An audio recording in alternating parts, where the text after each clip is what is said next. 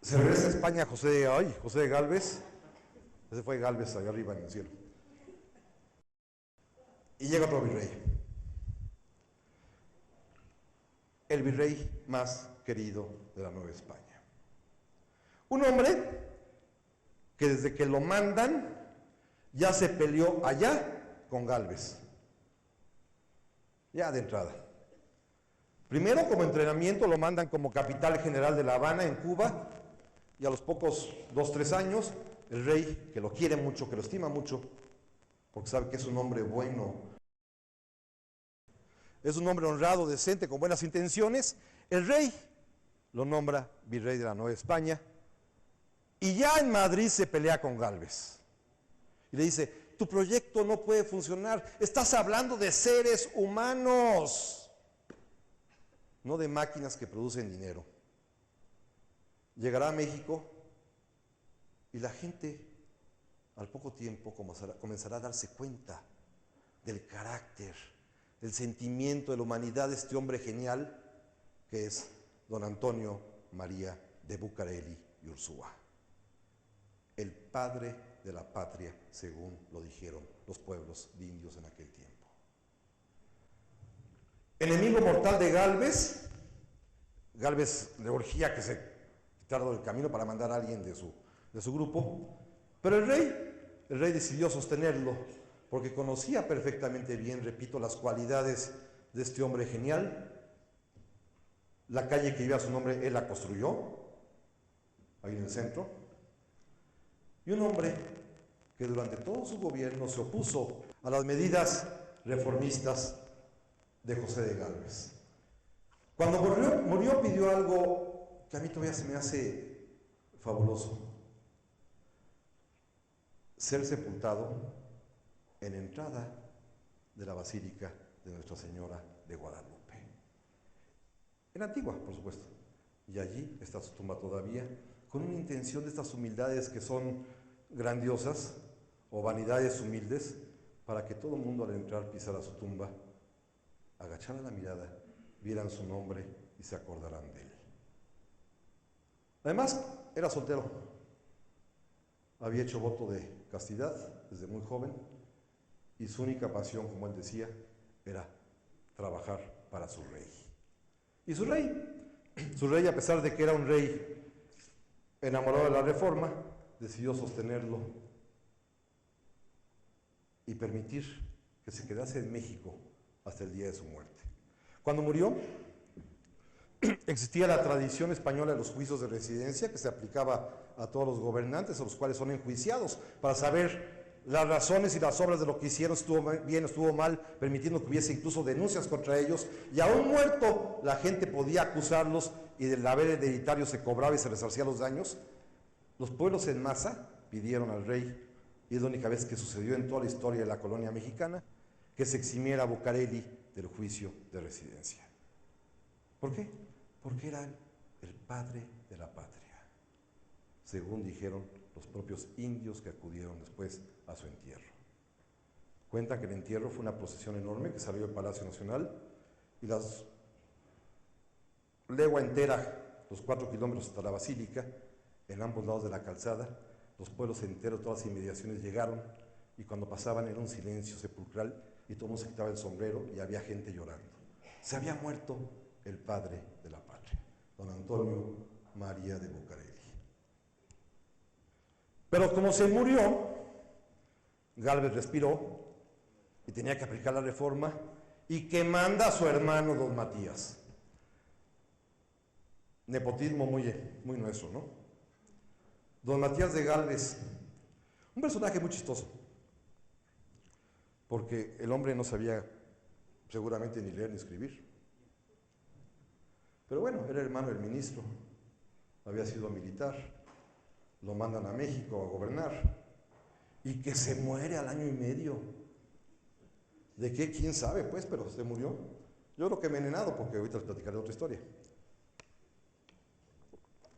Pero entonces, don José, su hermano, el ministro, le dijo al rey: oye, majestad, pues se murió mi hermano, majestad. ¿Y a quién me recomiendas, Josecito? Le debe haber dicho el rey. Pues a mi sobrino, majestad. Pues ahora del sobrino. Y el sobrino es el capitán general de La Habana, échatelo, que yo sí es un personaje que adoro, que es don Bernardo de Galvez. Un verdadero héroe militar que había logrado hazañas increíbles en la guerra contra Inglaterra, que es además, por razones raras, una especie de precursor o patriarca de la independencia de los Estados Unidos porque atacó los puertos que desembocan en el Mississippi, bloqueó el paso a los ingleses, en fin, le ayudó a los gringos en su independencia. Un hombre con una historia de amor además intensísima y maravillosa, y un hombre que llega a México, comienza a gobernar, y es el introductor en este país nuestro de la teoría política del populismo. Aquí está el primer populista de nuestra historia.